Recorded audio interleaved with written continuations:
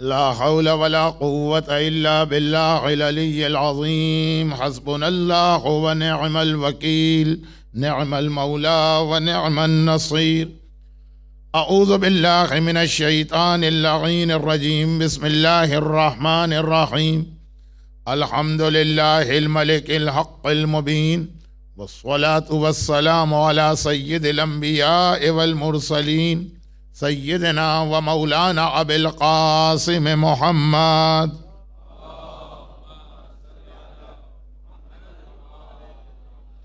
व आलिहि तय्यबीन अत्ताहिरीन अलमासूमीन अलमज़लूमीन अलमुंतजबीन अलमयामीन अलमुकर्रमीन सिय्यमा अला बक़िय्यतिल्लाहि फ़िल अरज़ीन व हुज्जतिही अलल आलमीन। अल्लाहुम्मा अज्जिल लहुल फ़रज व लानतुल्लाहि अला अअदाइहिम अजमईन। अम्मा बादु फ़क़द क़ालल्लाहुल हकीम फ़ी किताबिहिल करीम। बिस्मिल्लाहिर रहमानिर रहीम। वला तमूतुन्ना इल्ला व अंतुम मुस्लिमून। व क़ाल व मिन वराइहिम बरज़ख़ुन इला यौमि युबअसून। सलावत।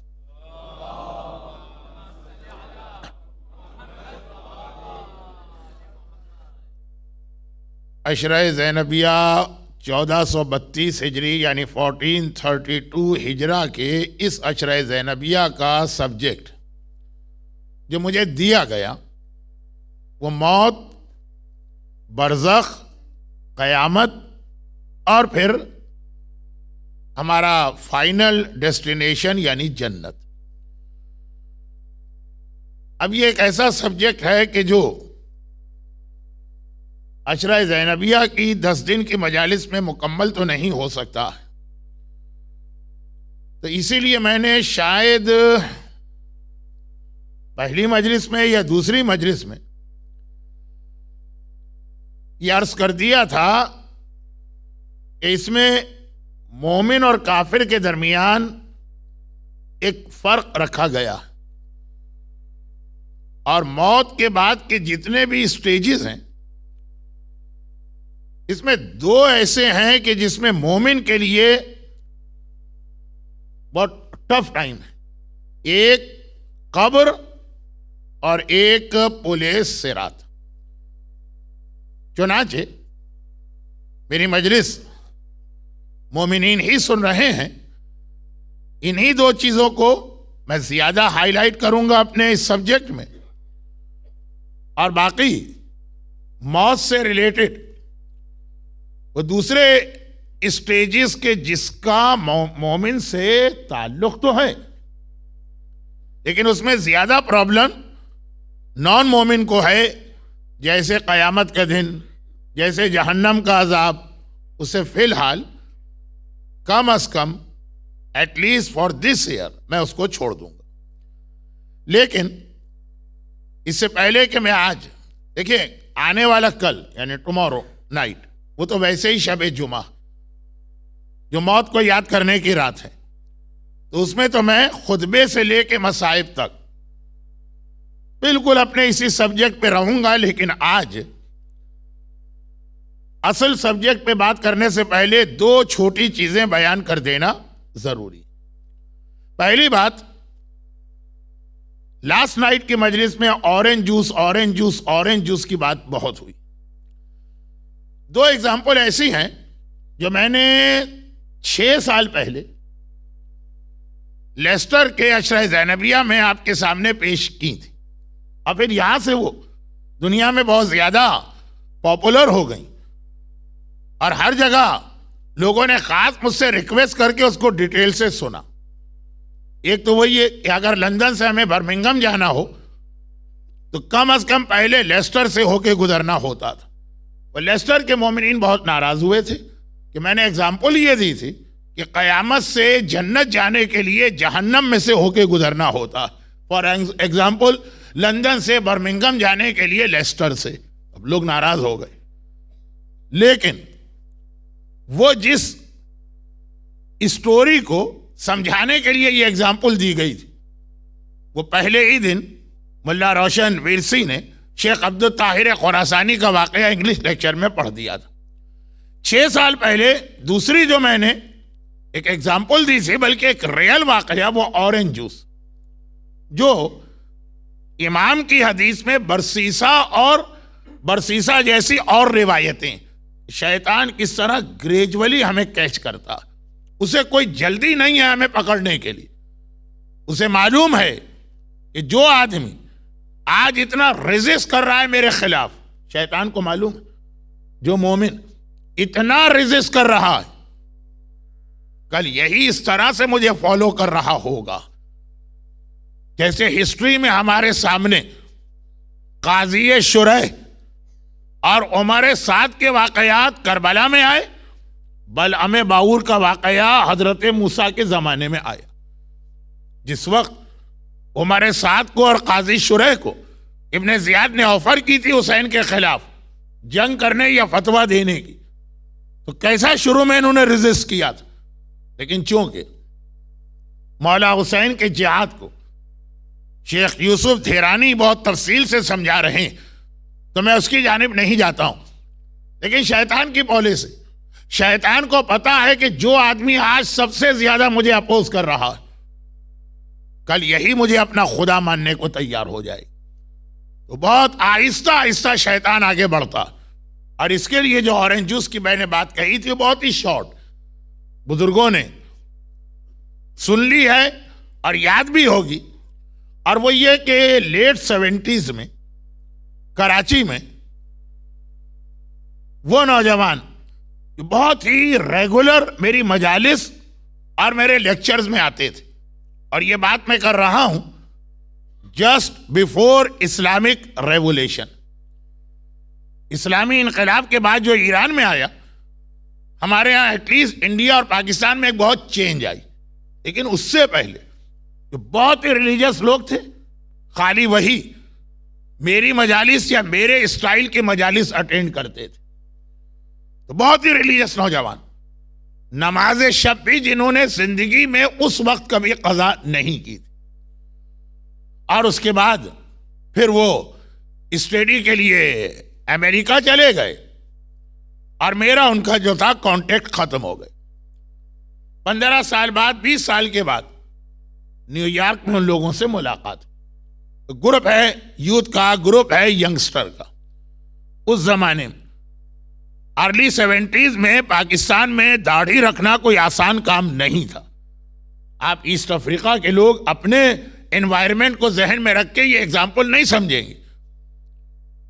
जो पाकिस्तान के मोमिनीन उस जमाने के हैं उन्हीं को मालूम, उस वक्त पाकिस्तान में हिजाब करना इतना आसान काम नहीं था। अमल करना छोड़ें, आपने मेरे बारे में जितने भी मेरे टाइटल सुने हैं वो ये उस जमाने के हैं, आज के नहीं है।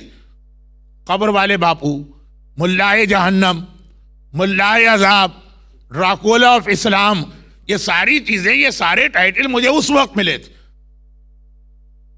वो तो सारी दुनिया हजरत इमाम खुमैनी रिजवानुल्लाह अलैह को दुआएं दे, जिन्होंने इस्लाम का ऐसा इंट्रोडक्शन कराया, और जो शेख यूसुफ का सब्जेक्ट है अम्र बिल मारूफ, उसके लिए एक विलायत फ़क़ी और एक ऐसी हुकूमत कितनी ज़रूरी, ये पूरा एक अलग टॉपिक।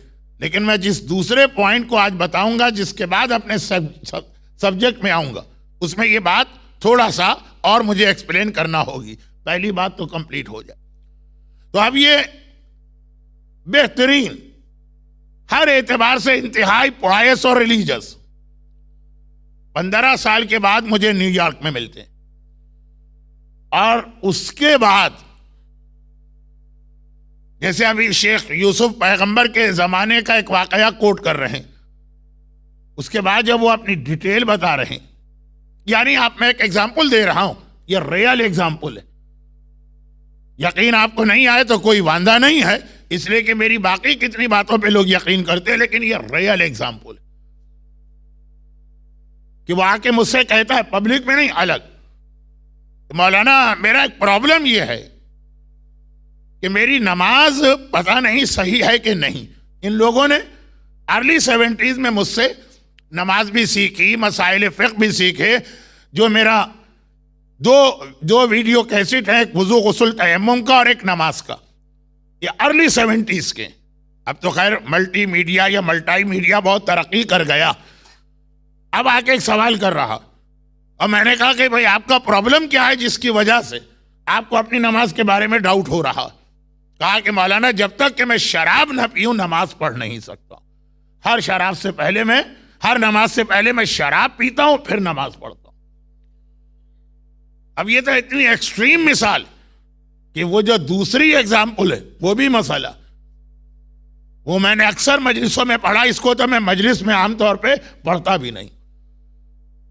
वो भी इसी ग्रुप का सवाल था कि एक और ने आके कहा भाई लोग ये तो कंप्लेन करते हैं कि मौलाना हमें बहुत ज्यादा हम एडिक्ट हो गए हैं, हमें आदत हो गई है म्यूजिक की, खाना नहीं खा सकते या गाड़ी ड्राइव नहीं कर सकते या बच्चे कहते हैं कि हम होमवर्क नहीं कर सकते या ऑफिस में नहीं बैठा जा सकता जब तक कि बैकग्राउंड म्यूजिक प्ले न की जाए।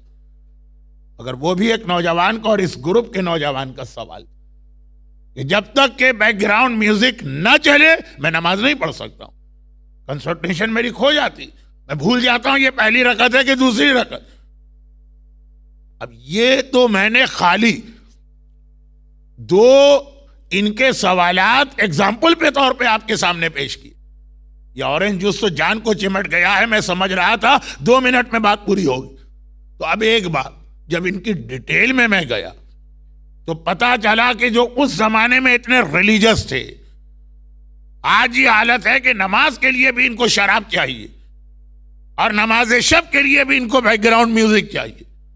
और फिर जो इनकी डिटेल पता चली कि बाकी ये अपनी पर्सनल लाइफ में क्या करते हैं, तो शायद कोई गुनाह कबीरा ऐसा ना हो जो ये लोग नहीं कर रहे हैं। तो मैंने उनसे पूछा कि आप तो एक बड़े रिलीजियस बैकग्राउंड के साथ और एक रिलीजियस ट्रेनिंग के साथ और रिलीजन की अहमियत को समझ के यहां पे आए थे, आप पे ये चेंज कब आया?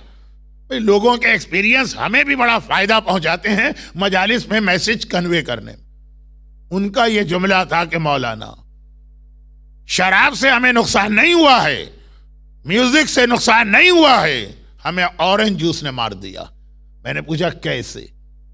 कहा कि जब ये 70s की बात है, आज तो दुनिया खासी चेंज हो गई, लेकिन 70s जब हम आए तो एक मर्तबा यूनिवर्सिटी में है, फंक्शन भी होते हैं, गैदरिंग भी होती है, क्या वो प्रोमो नाइट भी होती है, पता नहीं किस किस किस्म के, खास तौर पे क्रिसमस पार्टीज। हमें भी इनवाइट किया गया, हमने मना कर दी कि हम ऐसी पार्टीज में नहीं जाते हैं। हमसे कहा गया नहीं आप आइए, हम आपके रिलीजन का भी रिस्पेक्ट करते हैं और आपका जो प्रिंसिपल है हम उसका भी ख्याल करेंगे। आपको कोई अल्कोहलिक ड्रिंक सर्व नहीं किया जाएगा, आपके लिए स्पेशल हम इस पार्टी में ऑरेंज जूस का इंतजाम करें। और बहुत प्रेशर डाल के ले जाया गया। फिर वहां जाके खुशी हुई कि सब लोगों के लिए वो अल्कोहल है, हमारे लिए ऑरेंज जूस। बल्कि जो सर्व करने वाला वेटर था वो गलती से हमारी तरफ आया तो सारे हमारे दोस्तों ने कहा रुक जाओ, इनकी तरफ ना जाओ, इनको ऑरेंज जूस लेके। खुशी हो रही है, रिस्पेक्ट मिल रही। सारी पार्टीज के अंदर एक तरह से हम इतना हमें रिस्पेक्ट दी जा रही है। लेकिन मौलाना अब समझ में आया कि वो जो ऑरेंज जूस के नाम पर हमें अल्कोहलिक पार्टी में खाली लाके बिठा दिया गया, अल्कोहल सर्व नहीं की गई, उस ऑरेंज जूस की वजह से आहिस्ता आहिस्ता ऐसी हमारी हैबिट बनी कि पहले जिस शराब को इंतहाई नफरत से देखते थे, फिर वो एक नॉर्मल बात हो गई। और जब नॉर्मल बात हो गई तो अगले स्टेज में हम उस तरह से पीने लगे कि आज नमाज भी हमसे नहीं पढ़ी जाती बगैर शराब के। अब समझ में आया कि मरहूम आयतुल्लाह खुई हों, कि मौजूदा मराजे में तमाम मराजे इंक्लूडिंग आयतुल्लाह सिस्तानी ये जो फरमाते हैं कि ऐसे सुफरे या दस्तरखान पर बैठना भी हराम है जहां शराब सर्व की जा रही हो, चाहे आप शराब न पी रहे। शैतान आहिस्ता आहिस्ता हमको खींचता, गुनाह के रास्ते पे हमें एकदम से शराब के जरिए नहीं ले जाएगा, ऑरेंज जूस के बहाने ला के बिठा देगा ऐसी जगह। और एक बार गुनाह का खौफ या डर या खराबी या जो गुनाह से एक मोमिन हेट करता है वो दिल से निकल जाए, फिर सारे गुनाह तो ये वो मरहला है जहां इमाम ने बरसीसा की रिवायत बयान की, छोटा गुना, एक ओपनिंग आपने अपने ईमान में रख दी शैतान के लिए, बस बाकी सारा काम शैतान को करना। और इसका एंड जो ये होता कि आदमी का ईमान खत्म हो जाता। अब इसके हवाले से मुझे दूसरा पॉइंट क्लियर करके फिर अपने टॉपिक पे आज से लेके शब अरबईन तक जाना। लेकिन ये दूसरी बात जो मैं अभी बता रहा हूं, ये शब अरबईन या अरबईन डे की मजलिस में बहुत हाईलाइट की जाएगी। और वो ये है कि कल की मजलिस और आज से जो मजलिस शुरू हो रही, कब्र, अजाब, सवाब, वादी सलाम, वादी बरहूत, मोमिन के लिए ज्यादा प्रॉब्लम क्यों है, ये सारी चीज। और खास तौर पे कल की मजलिस के एंड में जो एक वाकया 10th इमाम का आया, वो ओनली वाकया नहीं, हर इमाम के बारे में आपको मिलेगा। मौत को याद दिला रहे, रिमेम्बरेंस ऑफ मौत, इसे एक बेहतरीन इबादत करार दे रहे, अपनी मौत को याद रखना। उससे रिलेटेड वो सारी बातें, कफन अपने घर में तैयार करो क्योंकि कफन देख के मौत याद आएगी। अपनी विल हर वक्त अपने बिस्तर पे रखो, विल को देख के तुम्हें अपनी मौत याद रहेगी। अपनी कब्र अपनी लाइफ में खरीद के उसको विजिट करते रहो, ताकि यह कब्र जो है तुम्हें मौत याद दिलाती रहे। बल्कि मौत के मौके पे मौत याद करना, ये तो समझ में आता कि भाई कब्रिस्तान में गए, मौत याद की, किसी मोमिन के इंतकाल की खबर मिली, मौत याद की, शब जुमा आ गई, मौत याद की। लेकिन मासूमीन ने तो ऐसे ऐसे मौकों पे मौत याद दिलाई। पैगंबर की एक हदीस, शादी हुई,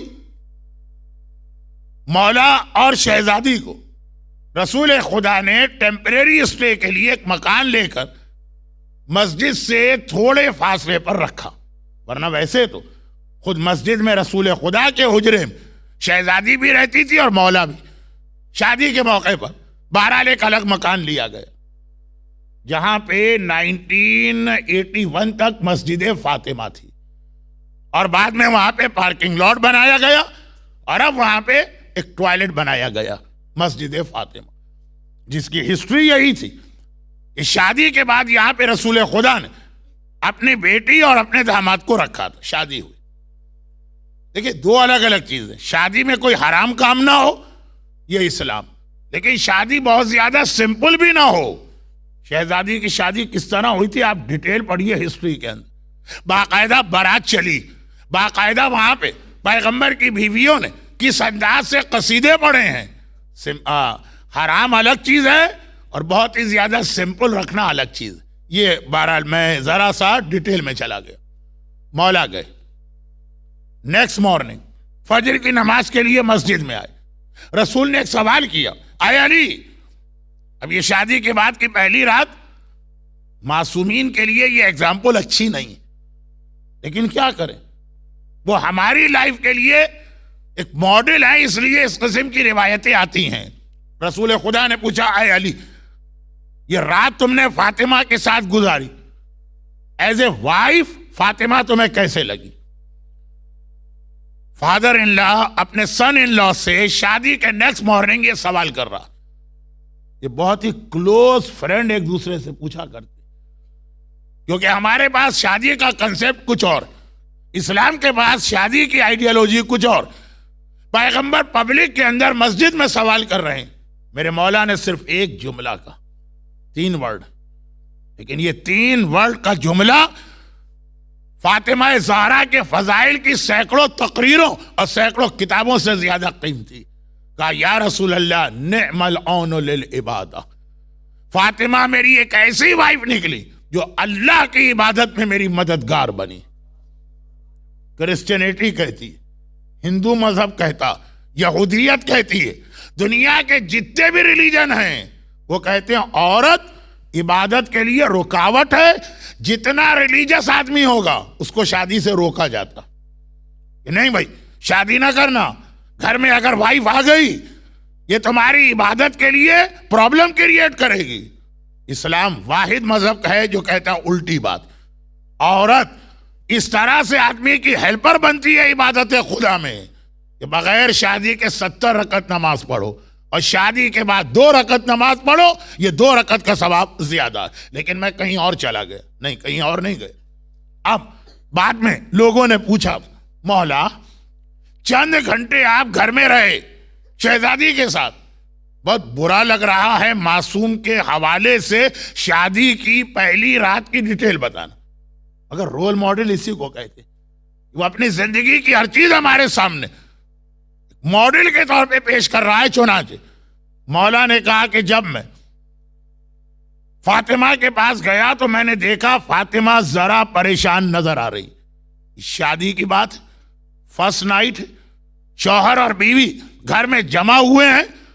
ये किसी के सोएम की या जियारत की मजलिस की बात नहीं कर रहा हूं, ये 40वें की मजलिस की बात नहीं कर रहा हूं, ये कब्रिस्तान की बात नहीं कर रहा हूं, शादी की पहली रात। मौला कहते हैं अब ये सब हमें और आपको समझाने के लिए, मैंने शहजादी को जरा सा परेशान देखा। मैंने पूछा क्या बात है, खैरियत तो है? शादी की रात को शहजादी फरमाती हैं कि आए अबुल हसन, मैं बैठ के सोच रही थी कि मैंने अपनी जिंदगी का एक हिस्सा अपने बाप के घर में गुजारा, अब मेरी लाइफ सेकेंड स्टेज में आई, शादी के बाद मैं शौहर के घर में आई और इसके लिए मेरे बाबा ने कितने इंतजाम किए। घर लेके दिया, जहेज का सामान लेके दिया, बहुत सिंपल सही लेकिन सामान था ना। इसके बाद मुझे अपनी लाइफ के थर्ड स्टेज कब्र में जाना होगा और जिस तरह इस घर में मुझे सामान चाहिए, कब्र के लिए भी मुझे सामान चाहिए। तो आए अबुल हसन, हम और आप अपनी आज की लाइफ कब्र को याद करके स्टार्ट करते हैं। आइए मैं भी नमाज पढ़ती हूं, आइए आप भी नमाज पढ़े, यहां से हमारी जिंदगी शुरू हो जो कब्र में हमारे काम आए। शादी की पहली रात, मेरा नाम तो आपको याद ही होगा, Sadiq Hasan, Dracula of Islam किस लिए कहलाया? मेरा लक़ब अजाब वाले बापू किस लिए बना? मुझे मुल्लाए जहन्नम का टाइटल क्यों मिला? मैं जियारत की मजलिस में अजाब कब्र पढ़ता था, मैं मरने वाले के इसाले सवाब की मजलिस में अजाब कब्र पढ़ता था। मरने वाले की मौत, जो मौत का ओकेजन है, वहां पे अगर मौत याद दिलाई तो लोगों ने कहा वो तो अजाब वाले बापू। और शहजादी कायनात वो हैं जो शादी की पहली रात को कब्र याद दिला रही। यह अहले बैत की टीचिंग, यह अहले बैत का तरीका। मगर ये तो मेरा असल टॉपिक है, लेकिन जो सेकंड पॉइंट में बता रहा था वो ये कि मगर शादी की रात भी कब्र याद करो। 10वें इमाम ने अपने घर में कब्र बना दी। दुआए कुमैल में जहन्नम के अजाब का तस्करा, सहीफा कामिला की दुआएं अजाब जहन्नम से भरी। दुआए अबू हमजा सुमाली में इमाम किस तरह तड़प तड़प के कब्र को याद कर रहे हैं। मगर इसका मतलब ये नहीं है कि आप दुनिया से इतना कट जाएं कि 24 घंटे अपनी कब्र की तैयारी में लगे और आपको यह पता ना हो कि लबनान में क्या हो रहा, आपको यह पता ना हो कि ईरान के खिलाफ क्या साजिशें की जा रही, आपको यह पता ना चले कि पाकिस्तान के शियों पर कितना सख्त इस वक्त टाइम आया हुआ, आपको यह पता ना चले कि इराक में अटैक का असल रीजन क्या था और किस अंदाज से वो लोग हमें सेकेंडरी चीजों में उलझा के अपना प्राइमरी मकसद हासिल कर रहे हैं। नहीं, यहां पे वो हदीस जो बहुत ज्यादा जरूरी है आपको याद दिलाना, फिर यही 40 का मैसेज बनेगा। आज नहीं, आज तो खाली एक पॉइंट। जब आती है कब्र की बात, जब आ जाती है मौत की बात, जब आ जाती है अजाब की बात, तो थोड़ा सा मोमिन दुनिया से कट जाता। वो जो कल मैं कह रहा था बरसीसा राहिब है, इबादत के लिए जंगल में जाके बैठ गया, इस्लाम में यह हराम करार दिया गया। नहीं, तुम इस दुनिया में रहो, कब्र की तैयारी भी करो और ये भी देखो कि दुनिया में मुसलमानों पे क्या गुजर रही है। अब मौत के हवाले से 4 दिन जो मैंने आयत तिलावत की आज को मिलाकर, वला तमूतुन्ना इल्ला व अंतुम मुस्लिमून, रब्बना ला तुज़िग़ क़ुलूबना बअद इज़ हदैतना। ऐसा ना हो कि आखिरी वक्त में तुम्हारा ईमान चला जाए। आखिरी वक्त में ना कुछ ऐसे लोग हैं जो जिंदा हैं और पैगंबर कहते हैं कि इनका ईमान चला गया। मन अस्बहा वला यहतम्मु बिउमूरिल मुस्लिमीन फलैसा बिमुस्लिम, ये रसूल की हदीस। अगर तुम सुबह को उठे और तुम्हें इस बात से कोई इंटरेस्ट नहीं है कि बाकी दुनिया में मुसलमानों पे क्या गुजर रही, मुसलमानों के मैटर्स इस वक्त किस हालत में हैं? तुम्हारा घर सही है, तुम्हारे बच्चे खैरियत से हैं, तुम्हें या अच्छा जॉब है या गवर्नमेंट से सोशल बेनिफिट मिल रहे हैं। अब कोई तुम्हें इससे ताल्लुक नहीं कि इराक के यतीम बच्चों पे क्या गुजर रही। तुम्हें कुछ नहीं पता कि इस वक्त किस अंदाज से लबनान और लबनान की अहम तरीन शिया ऑर्गेनाइजेशन को टारगेट बनाया जा रहा है। तुम्हें नहीं मालूम कि कल कराची में कितने मोमिन फायरिंग में शहीद किए गए और डेरा इस्माइल खान में कितने मोमिनीन को गोली से उड़ा दिया गया। पैगंबर कहते हैं फलैसा बिमुस्लिम, जो सुबह को अपने कामों में लग जाए और उसे उम्मत के कामों का कोई ख्याल ना हो, वो जिंदगी में भी इस्लाम से महरूम हो गया। हमारा टॉपिक तो है मौत के वक्त, जिंदगी में भी मोमिन नहीं हो। और यही हुसैन का मैसेज है। करबला, कूफा, शाम, सज्जाद, ज़ैनब, उनके जिहाद का मकसद क्या था? उनके जिहाद का यही मकसद तो था ना कि पता चले मुसलमानों को इस्लाम पे क्या गुजर रही है। तो ये दो चीजें आमतौर पे कंट्राडिक्टरी हो जाती हैं। जो दुनिया में ज्यादा इन्वॉल्व होता है वो कब्र को भूल जाता है, और जो कब्र को ज्यादा याद रखता है वो दुनिया को भूल जाता। मोमिन से कहा है तुम्हें दज्जाल नहीं बनना। दज्जाल है जो काना है, या दुनिया देखता है या आखिरत देखता है। तुम्हें दोनों को साथ साथ देखना है। मगर ये एक मैसेज देने के बाद जो असल सब्जेक्ट है इस अशरे ज़ैनबिया का, उस पे बात शुरू की जाए। और वो ये कि इमाम मासूम फरमाते हैं बहुत सबसे मुश्किल टाइम एक इंसान के लिए मौत का वक्त है। मलकुल मौत आता और हर आदमी के पास अलग तरीके से आता। जैसे अभी शेख यूसुफ धीरानी जो अमरे बिल मारूफ के हवाले से लेक्चर दे रहे थे, तो बहुत ही एक हार्ड एंड फास्ट रूल अमरे बिल मारूफ का कि हर इंडिविजुअल को उसके हिसाब से अमरे बिल मारूफ किया जाता। कभी नरमी के साथ, कभी सख्ती के साथ, कभी तन्हाई में, कभी पब्लिक के सामने। हर एक का केस अलग है, आपको भी मालूम। अगर आपके 4 बेटे हैं, हर एक का नेचर अलग। एक को एक तरीके से समझाएंगे, दूसरे को दूसरे तरीके से। उसी अंदाज से मौत का मरहला, मलकुल मौत सबके पास एक तरीके से नहीं आता। किसी के पास इतने पोलाइट वे में आता है और इस तरह से उससे बातें करने लगता है, उसे पता भी नहीं चलता बातों बातों में कब उसकी रूह इस जिस्म से निकल के उस दुनिया में पहुंच जाती, मालूम भी नहीं होता। और कुछ लोगों के पास इस तरह से आता। अलबत्ता यहां पे फिर एक बात अर्ज करूं कि मौत के वक्त की तकलीफ, फिशारे कब्र का अजाब, कब्र का अजाब और पुलिस सिरात का अजाब, ये 4 स्टेजेस मोमिन के लिए ज्यादा मुश्किल। ये काफिर के लिए बड़े सिंपल से स्टेजेस। शायद देखिए, मेरे लफ्ज शायद को याद रखिएगा, शायद काफिर को मौत की वो तकलीफ हो भी नहीं, शायद काफिर को फिशारे कब्र का वो अजाब हो भी नहीं। लेकिन कब्र और पुलिस सिरात के बारे में तो रिवायत कि काफिर के लिए ये बहुत ही इजी मरहले होंगे। मैंने सूरह यासीन कोट की। अब आप कल जब यहीं इसी इमामबाड़े में या मस्जिद में बैठकर सूरह यासीन की तिलावत कर रहे होंगे और सुन रहे होंगे, और स्क्रीन पे आयत आएगी और नीचे ट्रांसलेशन मम बासना मिन मरक़देना, ये काफिरों की जबान पे आएगा ना कि जब कयामत का दिन आएगा, इसराफील वो सूर फूकेंगे या बगल, इतने आराम से कब्र में होगा काफिर, घबरा के कहेगा अरे मुझे कितने इतनी अच्छी नींद से उठा दिया। मन बासना मिन मरक़देना। अच्छा, रीजन क्या? रीजन कल सुनिएगा, आज टाइम नहीं। मेजॉरिटी मोमिनीन की, उनके लिए ये मरहला है रूह निकलने का। और क्या मरहला? एक रिवायत यह है कि असबक इब्ने नुबाता शहर मदाइन पहुंचे। बहरहाल ये भी मजालिम में से एक जुल्म है कि इस कसीर तादाद में अब करबला जायरीन जा रहे हैं।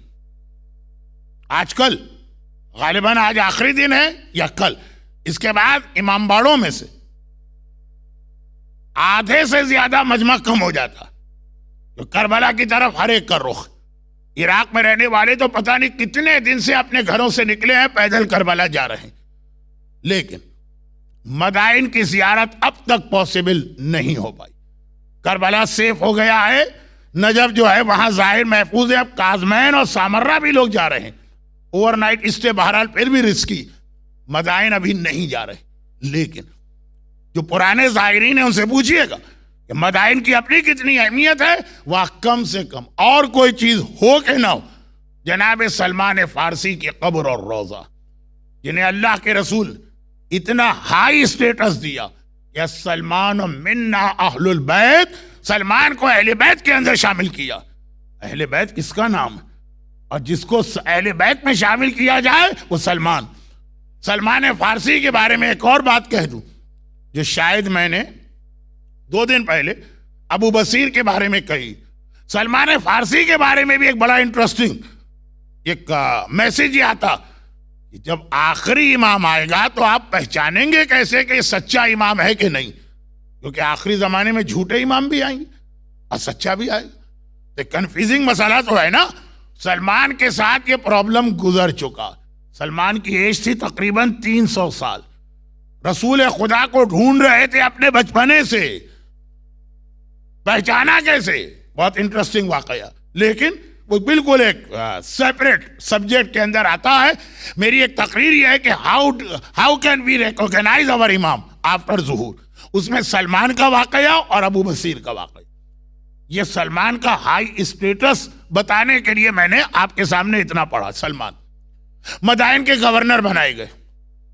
असबक इब्ने नुबाता मौलाए कायनात के एक बहुत अहम सहाबी। देखिए मैं आपकी इंसल्ट नहीं कर रहा हूं, लेकिन पता नहीं क्यों मेरा दिल कह रहा है कि 50% मजमे ने ये नाम भी फर्स्ट टाइम सुना, जबकि मौला के पैगंबर के सहाबियों में सलमान, अबू ज़र, मिक़दाद, अम्मार, बिलाल, लेकिन मौला के सहाबियों में मालिक अश्तर, मोहम्मद इब्ने अबी बकर और असबक इब्ने नुबाता। दो तीन और बड़े मशहूर सहाबी हैं जो आप कूफे में जाके उनकी जियारत करते हैं, लेकिन असबक मौला से मुलाकात करने वाले आखिरी सहाबी 21 रमजान, और इन्हीं से मौला ने आखिरी जमाने के मौला ने साइंस ऑफ ज़ुहूर पे मौला का खुतबा वो असबक इब्ने नुबाता ही के थ्रू हम तक आया। बहुत बड़े सहाबी हैं, लेकिन सलमान के मुकाबले में बहुत जूनियर। ये मौला के सहाबी, सलमान रसूल खुदा के सहाबी। सलमान गवर्नर बना के मदाइन भेजे गए। असबक रहते मदीने में। मदीने से मदाइन उस जमाने के एतबार से बहुत दूर। मदीने में अब जो मोमिनीन कराम हैं वो सलमान की जियारत के लिए तड़प रहे, लेकिन ना इंटरनेट, ना मोबाइल है, ना SMS है, ना MMS है, ना और दूसरी खराफात कहिए कि जरूरियात कहिए, कुछ भी नहीं। आखिर मदीने के मोमिनीन कराम ने अपना रिप्रेजेंटेटिव बनाया असबक को। हर एक तो नहीं जा सकता है ट्रैवलिंग, पहले जमाने में तो और मुश्किल। कहा तुम जाओ, जाके सलमान की खैरियत दरियाफ्त करो, हमारा सलाम पहुंचाओ, सलमान से मुलाकात करो, हमें आके न्यूज दो कि सलमान कैसे। अब ये चले, बहुत लंबा सफर तय करके मदाइन पहुंचे। ये इतनी इंटरेस्टिंग हदीस है कि जब मैंने इसे पढ़ा था, ये तकरीबन 2 घंटे की हदीस है, मैं पूरी हदीस नहीं पढ़ रहा हूं, खाली एक एक्सट्रैक्ट। तो कराची के मोमिनीन बाकायदा इसे छपवा के 8 पेजेस का, ये 16 पेजेस का एक पंफलेट का एक छोटा सा बुकलेट बन गया। सलमान मदीने में मदाइन पहुंच गए। असबक इब्ने नुबाता गवर्नर मदाइन से मिलने के लिए पहुंच गए। लोगों से पूछा सलमान कहाँ है, सलमान कहाँ है? लोगों ने कहा वो है उनका घर। दरवाजे पे नॉक किया, सलमान की आवाज आई, कौन? अपना इंट्रोडक्शन कराया कि मैं असबक इब्ने नुबाता। सलमान ने कहा असबक, दरवाजा खोला, एक घर में आ जाओ। जरा सा असबक को यह बात अच्छी नहीं लगी। मैं इतनी दूर से चल के सलमान की जियारत के लिए आया हूं मदीने से, सलमान अपने घर के दरवाजे पे आने को तैयार नहीं। क्या गवर्नर बन के सलमान बहुत बड़े हो गए? लेकिन वो जो कुरान कहता है ना कि बहुत सारे तुम्हारी मिसअंडरस्टैंडिंग, बदगुमानियां गुनाह होती। जैसे ही ये दरवाजा खोल के घर में दाखिल में देखा सलमान बीमार, और इतने वीक हैं कि बिस्तर से खड़े होने की ताकत भी नहीं। घबरा गए। सलमान खैरियत तो है? सलमान ने कहा मैं अल्लाह से एक दुआ मांग रहा था कि अल्लाह मेरे किसी बड़े सिंसियर दोस्त को मेरे पास भेज दे। मैं अपने शहर वालों से, मदाइन वालों से बात नहीं करना चाहता। अल्लाह ने मेरी दुआ कबूल की। एक काम तो करो, मुझे सहारा दे के कब्रिस्तान तक ले जाओ। असबक घबरा गए। सलमान तुम इतने वीक हो कि बिस्तर से खड़े रहने की ताकत नहीं, कब्रिस्तान जाओगे? कहा कि असबक, खास मैंने अल्लाह से दुआ की है, इस वक्त अल्लाह ने तुम्हें यहां भिजवाया है, तुम्हें मेरी ये मदद करना होगी। सलमान इतना हाई स्टेटस, ऑर्डर आ गया, काफी है असबक, इनको सहारा दे के ले चले। सलमान से नहीं चले जा रहे।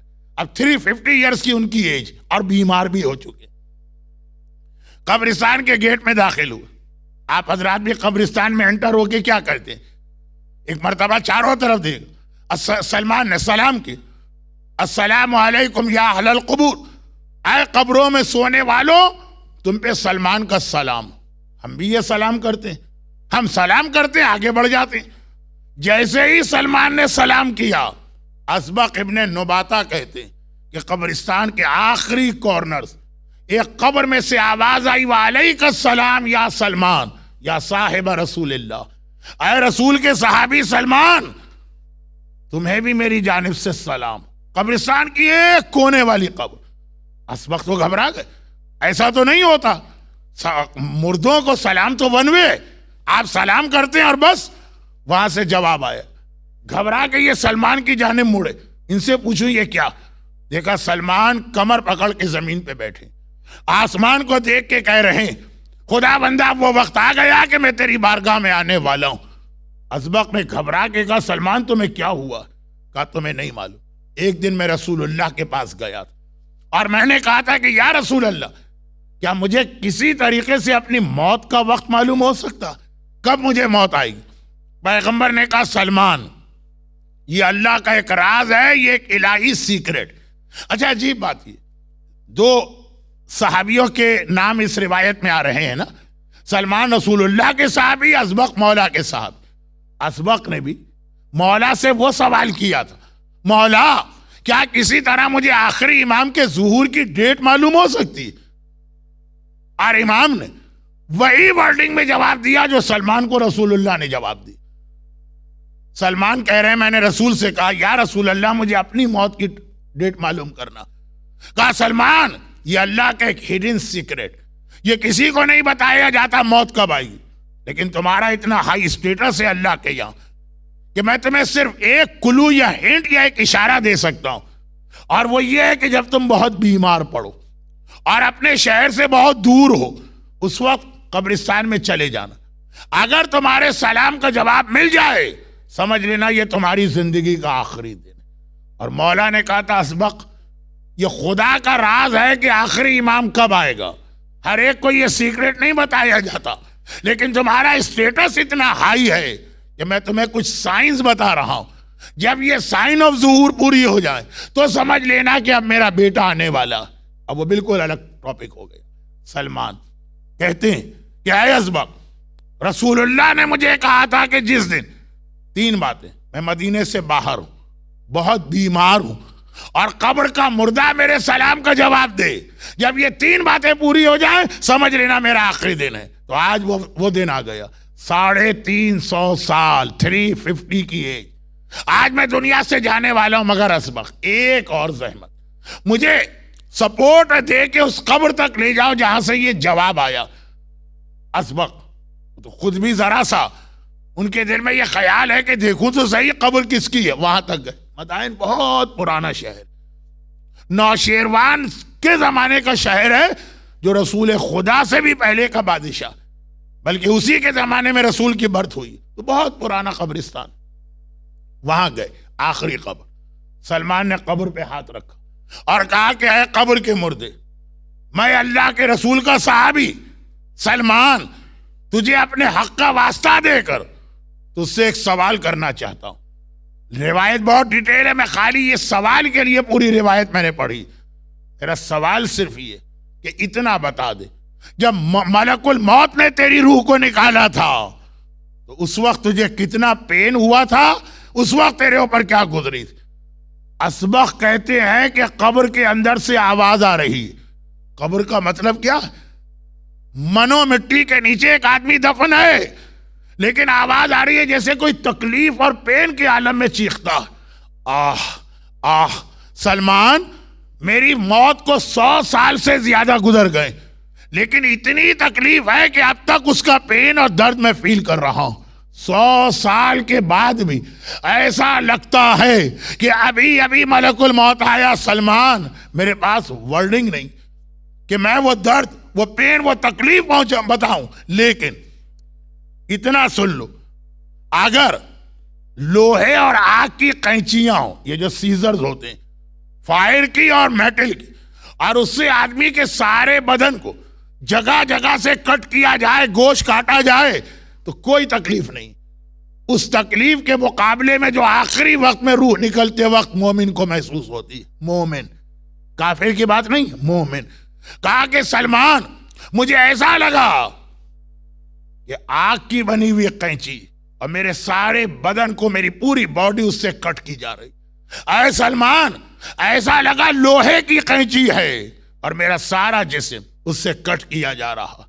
सलमान ने एक सवाल और किया, और इस टॉपिक में आप एक बात को देखिएगा, आधी मजलिस सुन के सो नहीं जाइएगा, क्योंकि जहां जहां प्रॉब्लम आएगा वहां उसका सलूशन भी बताएंगे। तो आप ये नहीं कहिएगा मौलाना ने अजाब बता दिया, अजाब के आगे उसका इलाज भी बताया। इस हदीस में तो सलमान ने खुद मरने वाले से पूछ लिया, क्या है मरने वाले, इतनी तकलीफ जो आखिरी वक्त में तुझे हुई। इमाम ने एक जगह इसको और दूसरे तरीके से एक्सप्लेन किया, ये बच्चे नहीं समझेंगे, शायद आप लोग समझ जाएं, पाकिस्तान इंडिया के लोग तो समझेंगे। हमारे यहां जानवरों की स्लॉटरिंग घरों में भी होती है बकरा ईद के दिन। यहां तो हर चीज पैकेट में बन के आ जाती है इनके सामने, इन्हें क्या पता बेचारा बकरा किस तरह से मरा है और किस तरह तड़पा। बल्कि सुना है कि यहां बकरे को भी इस तरह से नहीं तड़पने देते, बाकायदा उसको पहले से पेन किलर विलर बेहोशी वगैरह देते हैं। बकरे का एहतराम ज्यादा इराक के मोमिनीन कराम पे जो जुल्म हो रहा है, इन्वॉल्व हैं ये सब लोग उसमें। खैर, तो खुलासा ये कि इमाम फरमा रहे हैं कि अगर किसी जानवर को जो जिंदा हो, उसके सारे जिस्म से उसकी स्किन या खाल को नोच के उतारो, जिंदा हो, तो तकलीफ कम। जब मलकुल मौत तुम्हारे पास आएगा, उसका पेन, उसकी तकलीफ ज्यादा। इमाम मदीने के बाजार से जा रहे हैं और एक जगह देखा इमाम ने कि कुछ परिंदे, जैसे मसलन चिकन, उसे कोई आदमी आग पर फ्राई कर रहा, या बारबेक्यू जैसे आपके यहां होता है, अभी आप समर का इंतजार कर रहे हैं तो बारबेक्यू। इमाम ने कहा किसी जिंदा आदमी को ओवन में डाल के जलाओ या जिंदा आदमी को इस तरह आग पर फ्राई करो, वो तकलीफ कम, और मलकुल मौत जो तकलीफ पहुंचाएगा वक्त आखिर में वो ज्यादा। समझो, जब मलकुल मौत तुम्हारे पास आएगा तो तुम्हारे बदन से, पूरे जिस्म से खाल को नोच के उतारा जा रहा, तुम्हें ओवन में रख के फ्राई किया जा रहा, तुम्हें आग पर रखकर बारबेक्यू की तरह तुम्हें भूना जा रहा है, ग्रिल किया जा रहा। ये तकलीफ फिर भी कम है। इमाम ने इक्वल नहीं कहा, कम है, मौत की तकलीफ ज्यादा है। लेकिन सलमान ने मरने वाले से खाली इतना नहीं सुना कि पेन कितना है, पूछा कि आए मरने वाले, कब्र में आके कुछ पता चला कि अगर कोई आदमी इसको अवॉइड करना चाहे तो कोई तरीका है कि नहीं है। कब्र के मुर्दे ने कहा, हाँ, टाइम के बाद मुझे पता चला, और मैं तुम्हें टाइम से पहले बता रहा हूं। टाइम के बाद का मतलब क्या, जब मैं मर गया, इस तकलीफ से गुजर गया, कब्र में आया, तो पता चला 3 चीजें ऐसी जो इतनी हेल्प करती हैं आदमी की रूह निकलते वक्त। नंबर 1, अगर कोई आदमी अपनी नमाजें, खुसूसन फजर की नमाज कभी कज़ा न होने, इतना बेनिफिट है फजर की नमाज का कब्र के अंदर कि मलकुल मौत की सारी तकलीफ खत्म हो जाती है जो फजर की नमाज पढ़ता। हाँ, सारी नमाजें, लेकिन स्पेशली फजर। नंबर 2, गर्मियों का रोजा। अभी लोग डरे जा रहे हैं ना जी, इंग्लैंड में तो रोजे बड़े लंबे होते हैं मौलाना, 18 घंटे के और 16 घंटे के और 17 घंटे के। मैं तो कब से आ रहा हूं, मैंने तो पूरा जुलाई, पूरा अगस्त यहाँ इंग्लैंड में 80s में किया, बड़े लंबे लंबे रोजे। लेकिन कब्र में वो रोजे जो गर्मियों में यानी समर में रखे जाए। और तीसरी चीज, राह खुदा में इस तरह सदका और खैरात करो कि सीधे हाथ से दो तो उल्टे हाथ को पता ना चले कितना दिया है और किसको दिया। गरीब की मदद काफी नहीं है, उसकी इज्जत भी बचाओ। कहा कब्र में आके पता चला ये 3 नेकियों से ज्यादा कब्र में काम आने वाली कोई नेकी नहीं। और यहीं पर ये तो अब सलमान को कब्र के मुर्दे ने कहा एक बार, जब, क्योंकि ये ओनली रिवायत नहीं, रूह निकलने की तकलीफ। भाई आजकल इतनी सर्जरी और ऑपरेशन होते हैं, अगर बगैर बेहोश किए हुए ये ऑपरेशन किया जाए कितनी शदीद तकलीफ होगी। रूह तो पूरी बॉडी से निकलती, पैर के नाखून से लेके सर के बाल तक सारे जिस्म से रूह निकल रही, तकलीफ हो रही। सलमान, मुझे ऐसा लग रहा है मेरे जिस्म की एक एक बोन तोड़ी गई। लेकिन ये खाली एक मुर्दे ने नहीं कहा, रसूल खुदा ने मौला को बताया। जिस दिन मौला बीमार थे, बुखार बहुत ज्यादा था, पैगंबर ने कहा अली मैं तुम्हें ऐसी हदीस सुनाता हूं कि तुम अपनी तकलीफ भूल जाओगे। और यही बताया मलकुल मौत कैसे आता, मौला ने बताया, चौथे इमाम ने बताया। तो एक बार रावी हमारे 5वें इमाम इमाम मोहम्मद बाकिर अलैहिस्सलातु वस्सलाम के पास पहुंचा।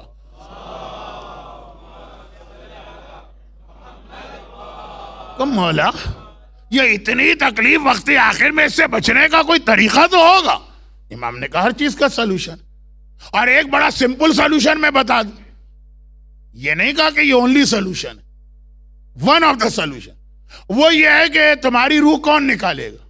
मौला मलकुल मौत का, मलकुल मौत से फ्रेंडशिप कायम कर लो। जब वो तुम्हारा दोस्त बन जाएगा तो तुम्हारे पास आएगा भी तो बड़ा नरमी का सलूक करेगा।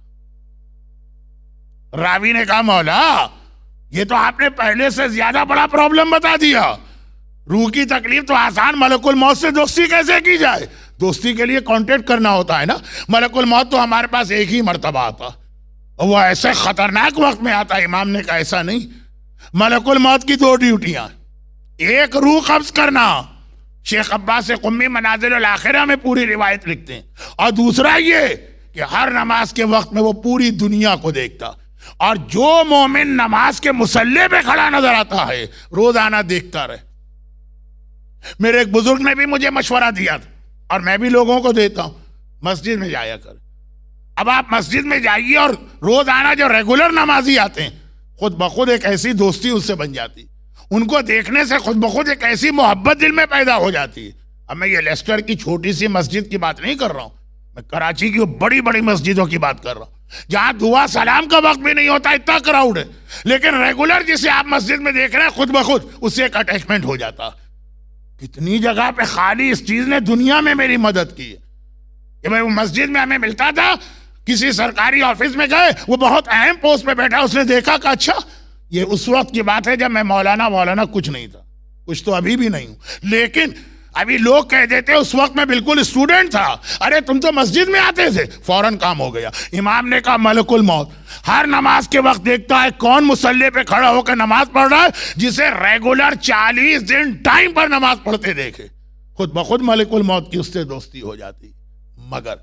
मगर ये तो वह मरहला है जो सबसे पहला स्टेज है जिसमें नमाज सबसे ज्यादा काम आएगी। इसके बाद का मरहला, अब वक्त नहीं रहा, बहुत ही छोटी एक हदीस पढ़ के बाकी बातें इंशाअल्लाह कल तो शब जुमा। आज मैंने शुरू के 20 मिनट या 15 मिनट बज़ाहिर टॉपिक से हट के लिए, लेकिन वो भी बहुत अहम बातें थी।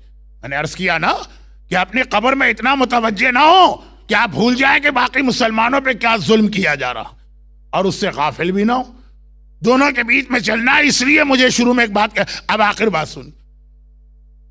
अब ये बाज उलमा कहते हैं 5वें इमाम का वाकया है, बाज कहते हैं 6ठे इमाम का वाकया है, बाज कहते हैं 7वें का। इमाम का नाम इसमें इतना इंपॉर्टेंट नहीं है जितना मैसेज।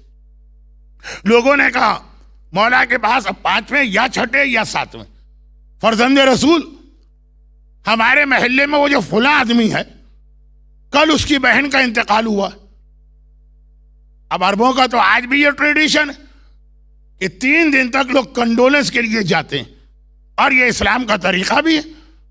पैगंबर इस्लाम ने जनाब जाफर तैयार की शहादत पर हुक्म दिया था, और वो जगह भी मदीने की मस्जिद में है जहां जाफर तैयार का मकान था, और रसूल ने शहजादी को भेजा था 3 दिन जाओ और वहां जाके बैठो। खैर, तो अब कल उसकी बहन का इंतकाल हुआ, आज हम गए उसके पास कंडोलेंस के लिए, घर का दरवाजा लॉक करके बैठा है, बाहर आ ही नहीं रहा। कंडोलेंस जो अरब में एक ऐसा ट्रेडिशन है और इस्लाम की एक ऐसी सुन्नत है, हम बार बार, अच्छा वो है भी घर में, वरना ये कि शायद बेहोश हो गया हो, शायद मर गया हो, नहीं आवाज भी आती, मैं किसी से नहीं मिलना चाहता हूं। इमाम ने सुना, कहा अच्छा चलो मैं तुम्हारे साथ चलता हूं। वही इमाम की जो स्ट्रीट है उसी में उसका मकान। इमाम गए, दरवाजे पे नॉक किया। उसने एक मर्तबा कहा कि भाई, बहुत पोलाइट वे में, मैं अभी किसी से नहीं मिल सकता।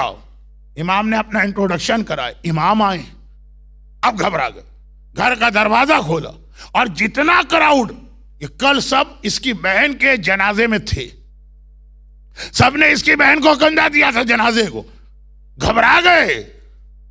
एक ऐसा आदमी, मदीने का रहने वाला, बहुत ही खूबसूरत, हैंडसम और स्मार्ट, गोरा रंग, इस वक्त सारा चेहरा ऐसा काला पड़ा हुआ और खाल चेहरे की जल गई है, जो चर्बी होती है वो पिघल के आ गई है, जैसा जला हुआ आदमी। आग में कोई आदमी जला दिया जाए, ऐसे वाकयात होते हैं ना कि आदमी आग में जल गए। वो मामूली आग नहीं कि गर्म पानी ज्यादा आ गया, गीजर का टेम्परेचर ज्यादा था, या ये कि चूल्हे में आग चला गया, नहीं, वाकई अगर कोई आग में जले, और ऐसे एक्सीडेंट होते रहते, चेहरा नहीं देखा जाता, पूरी खाल जल गई है, चर्बी पिघल के आ गई है, घबरा गए लोग उसको देखकर। पहले जमाने में घरों में ऐसे इलेक्ट्रिकल चीजें होती भी नहीं थी कि इस तरह कोई जले। अभी अभी कल शाम को जस्ट बिफोर मगरिब ये कब्रिस्तान बकी में हमारे साथ था, और आज फजर के बाद इसकी ये हालत। लेकिन इमाम को क्या कहे, दरवाजा खोला, इमाम अंदर गए, बाकी लोग भी अंदर आए। अब हर एक की जबान पे एक सवाल है, ये क्या हो गया रातों रात? उसने कहा कि भाइयों, अब तो बात खुल गई, बस इसमें इमाम का सिर्फ इतना इन्वॉल्वमेंट है कि इमाम ने इसके घर का दरवाजा खुलवाया, और आखिर में जो जुमला कहा तो इमाम ने उसे कंफर्म किया। वो कहता कि तुम्हें मालूम है कल मेरी जवान बहन मरी, और मैं उसकी मैयत लेके चला, तुम मेरे साथ, फिर उसे मैंने दफन किया, हम लोग घर आ गए। जब घर आके मैं बैठा, थोड़ी देर के बाद, तकरीबन मिडनाइट, अचानक मुझे रियलाइज हुआ, पहले दिन मुल्ला रोशन वीरसी साहब की तकरीर में शेख अब्दुल ताहिर खुरासानी का वाकया उससे मिलता जुलता। पहले जैसे ही मैं घर आया, रियलाइज हुआ कि मेरी बेल्ट में, मेरी कमर में एक पाउच। पहले जमाने में रुपया पैसा, इसकी हैंडलिंग, न करेंसी नोट थे, न आज की तरह बैंकिंग का सिस्टम था। हर आदमी जितना कमाता था अपने साथ रखता था, और एक ही तरीका होता है, या उसे गोल्ड में कन्वर्ट करे या प्रीशियस स्टोन्स, डायमंड वायमंड खरीद ले। वो इतनी सी एक पाउच होगी, 1 मिलियन पाउंड की उसकी कीमत। यही एक तरीका था पहले जमाने में, बल्कि एक ऐसा तरीका है कि तमाम मुज्तहिदीन, इंक्लूडिंग आगा सिस्तानी की इस्लामिक लॉ में ये मसला आज भी मौजूद। सुनिए अभी बात, कहा मैं घर आके बैठा, तो गम कर रहा हूं। 3-4 घंटे के बाद जब जरा नॉर्मल हो, मेरी निगाह अपने बेल्ट पे गई, वो पाउच जिसमें मेरी सारी जिंदगी की दौलत, 1 मिलियन पाउंड मसलन थे, वो गायब है, वो गिर गई कहीं पे। वो थैली, अब मैं परेशान कि वो कहां गई। उसको बड़ी एहतियात के साथ, बड़ी सख्ती और मजबूती के साथ बांध के रखा जाता, चोरों से छुपाया जाता, वो इतने आराम से कहीं नहीं गिर सकती। एक ही चीज याद आई, जब मैं डेड बॉडी को कब्र में उतार रहा था और कब्र में मैं तलकीन वगैरह पढ़ रहा था और फिर बाहर निकला, उस प्रोसेस में कहीं पे ये थैली गिरी थी। अब मुझे जरा ख्याल भी आ रहा कि आवाज आई थी मुझे अपने पैरों से कोई चीज टकराने की, लेकिन मैयत, कब्रिस्तान, छोटी बहन, मोहब्बत करने वाला भाई, उस वक्त रियलाइज ही नहीं कि अब रियलाइज हो रहा। अब ये कोई 100, 200, 500 पाउंड नहीं है कि आदमी सब्र कर जाए। आज तो इतना भी सब, इस पे भी लोग सब्र नहीं करेंगे। कोई भाई का गिरबान पकड़ लेगा, कोई मां के ऊपर जूता लेके दौड़ेगा, कोई बाप को कंडेम करेगा। कि मुझे एक साहब अभी अभी रिसेंट मिले, उनकी स्टोरी नहीं सुनाऊंगा वरना वक्त बहुत होगा। कहा मौलाना, हमारे बाप ने इतना जुल्म किया, हमारे भाइयों को दे दिया और हमें नहीं दिया। आज मैं कब्रिस्तान गया था, गिन के मैंने अपने बाप की कब्र पे 10 जूते मारे थे। वो मुझसे कहे पूरे गिन के काउंट करके 1 2 3 4 इस तरह सुना रहे थे, और सिर्फ थोड़ी सी दौलत है दुनिया की खातिर। अब ये मिलियन पाउंड, घबरा गया मैं, बर्दाश्त नहीं हो रहा, किस तरह से वो थैली दोबारा लेके आऊं। चुनाचे मैं वापस कब्रिस्तान गया, और कब्रिस्तान जाने के बाद ये फिक़ी मसला जो मैंने आयतुल्लाह सिस्तानी, क्योंकि रेफरेंस उनका मैं इसलिए देता हूं कि उनकी किताब अंग्रेजी में मौजूद है, और ये कि मजमे की मेजॉरिटी उनकी तकलीद में, वरना ये सारे महाराजे का एक ही फतवा कि कब्र बंद करने के बाद कब्र का खोलना हराम, सिर्फ चंद जगहों पे इजाजत और कभी कभी वाजिब। अगर बगैर गुस्ल मैयत के उसे दफन किया गया, अगर उसे गलत कफन दिया गया, अगर कोई कीमती चीज कब्र में गिर गई है, 3 4 5 चीजें। अब मैं गया और मैंने जाके अपनी बहन की पैरों की तरफ से, ये तो मुझे याद है, मैं वहां से एंटर हुआ था और वहां से निकला था, मैंने कब्र खोदना शुरू की, पूरी कब्र ने कहा इतना सा एक होल कि मेरा हाथ या स्टिक चली जाए और मैं उसको उठा लूं।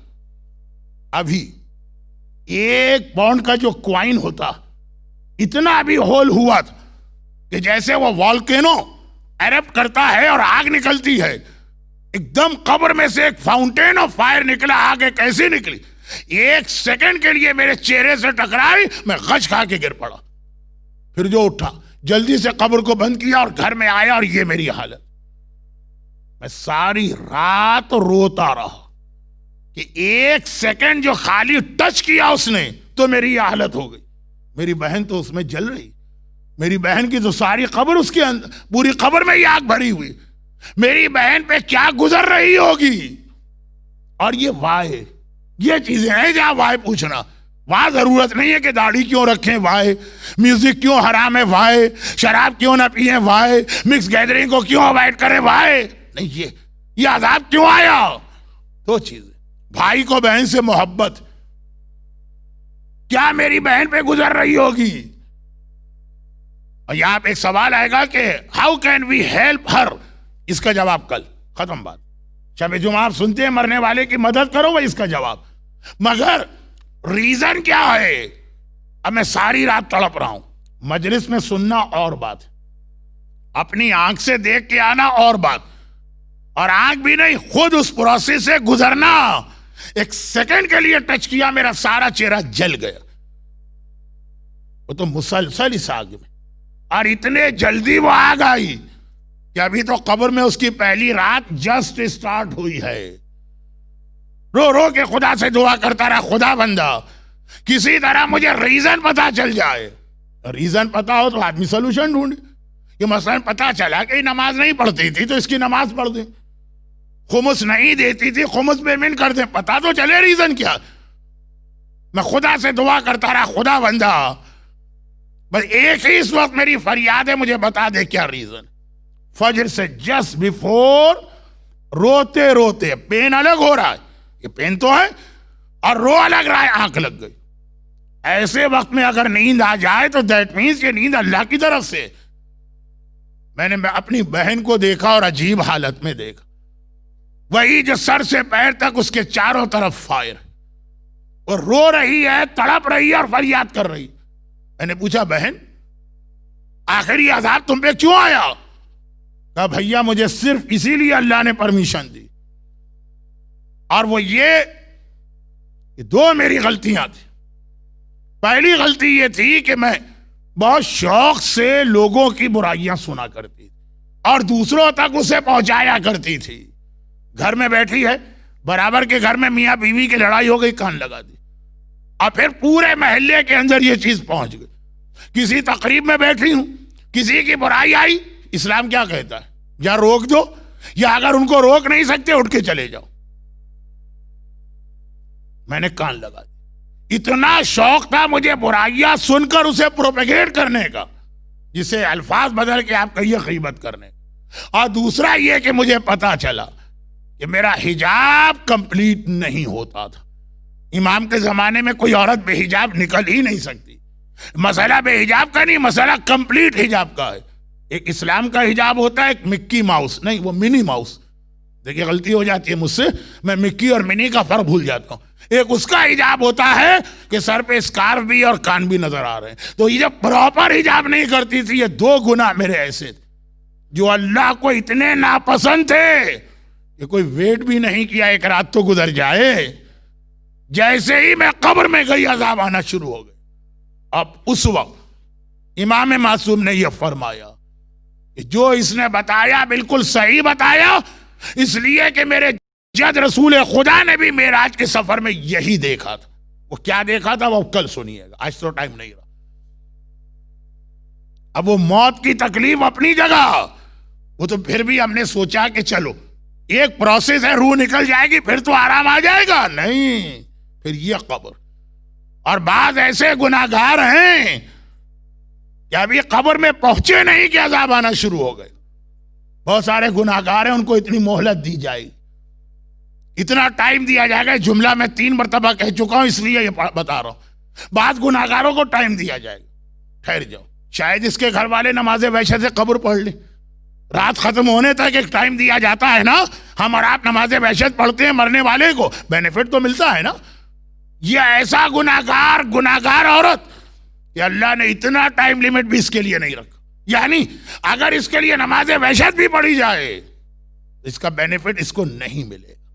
ये जुमला मैं बड़ा अजीब कहेंगे। हमारे यहाँ लोग फजर की नमाज कजा कर देंगे, नमाज वहशत कोई कजा नहीं करेगा। हमारे यहाँ जो कोई नमाज नहीं पढ़ता है नमाज वहशत के नाम पे, वो भी खड़ा हो जाता। नमाज वहशत की भी लिमिटेशन है, वो इंशाअल्लाह अब कल आएगी बात। मगर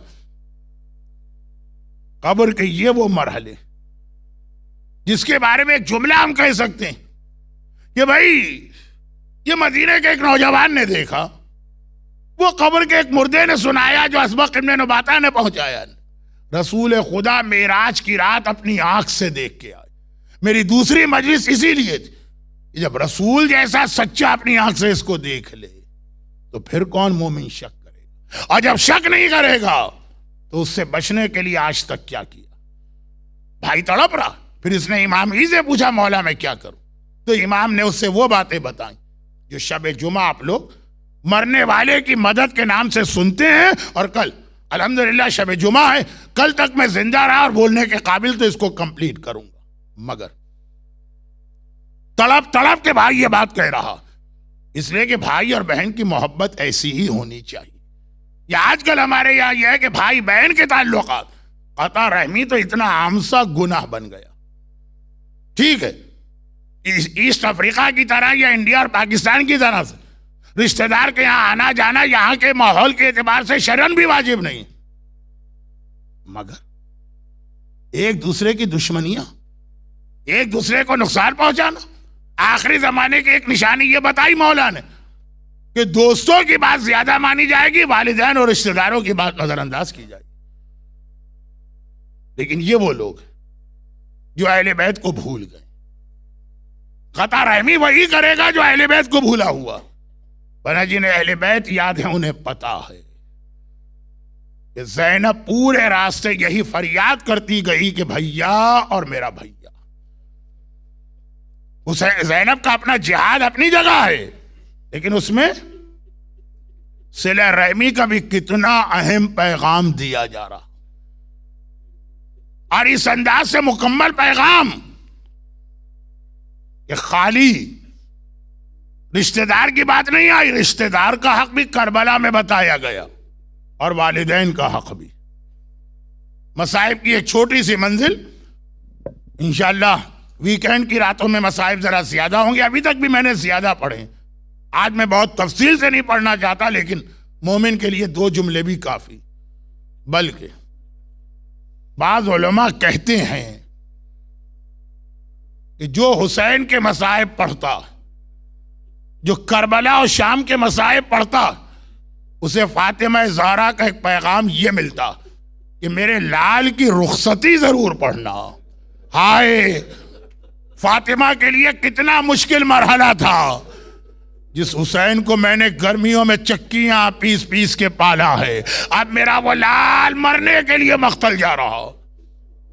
और हुसैन की रुखसती में यह वाकया आता कि एक बार जब मेरा आका सबसे रुखसत हो गया और खेमे के दरवाजे पे पहुंचा मख्तल जाने के लिए, तो देखा कि दरवाजे पे ज़ैनब खड़ी है। ज़ैनब पे निगाह पड़ी। हुसैन ने पहले तो दो वो जुमले कहे जो आपने बहुत सुने, और उन्हीं में से एक जुमले को आज के मसाइब का इख्तिताम बनाना। पहला जुमला ये कहा कि बहन ज़ैनब, नमाज शब के लिए जब खड़ी होना तो अपने भाई को ना भूलना, मेरा नाम भी नमाज शब में लेना। और दूसरा जुमला ये था कि ज़ैनब, कितना ही मुश्किल वक्त आ जाए, कभी बद्दुआ के लिए हाथों को ना फैलाना। ज़ैनब ने नमाज शब में तो भाई को इस तरह याद किया कि जिंदान शाम में अगर ज़ैनब इतनी कमजोर हो चुकी है कि खड़े होके नमाज नहीं पढ़ सकती, बैठ के नमाज शब पढ़ रही, मगर हुसैन का नाम हर वक्त जबान पर। और दूसरी नसीहत पे भी बड़े अजीब तरीके से अमल किया, मगर उससे पहले दो वसीयतें करने के बाद एक बार ज़ैनब ने कहा, भैया तेरी वसीयतें तो तेरी बहन ने सुन ली हैं, अब बहन की भी एक ख्वाहिश है, और वो ये कि अपने गले पर से अमामे का ये कपड़ा तहतुल हनक तो हटाना। हुसैन ने अपने गले पर से अमामे का तहतुल हनक हटाया। ज़ैनब ने भाई के गले को चूमना शुरू कर दिया। बहन भाई के गले का बोसा ले रही है। हुसैन इमाम वक्त है, मगर हैरान होकर कहते, ज़ैनब इस वक्त मेरे गले का बोसा क्यों लिया जा रहा? कहा, भैया तूने अपनी वसीयत मुझे पहुंचाई, आज मैं अम्मा की वसीयत पे अमल कर रही हूं। जब अम्मा का आखिरी वक्त आया था, मुझे बुला के कहा था, ज़ैनब करबला में फातिमा सामने न होगी, मेरे उस लाल के गले का बोसा लेना जिस पर कातिल का खंजर चलेगा। भाई इतना सुनना है। हुसैन कहते हैं, ज़ैनब और जरा तुम भी अपने शाने पर से चादर तो हटाना। बहन ने चादर हटाई। अब हुसैन झुका, बहन के बाजू का बोसा लेना शुरू किया। ज़ैनब ने घबरा के कहा, भैया ये बाजुओं को चूमने का कौन सा वक्त है? कहा कि ये हुसैन नहीं, अली की वसीयत पे अमल कर रहा हूँ। 21 रमजान बाबा ने मुझे बुलाया था और कहा था, हुसैन मैं करबला में न होऊंगा, मेरी ज़ैनब के उन बाजुओं को चूमना जिसमें रस्सियां बांध कर मेरी ज़ैनब को कूफे और शाम में कैदी बना के ले जाया जाए।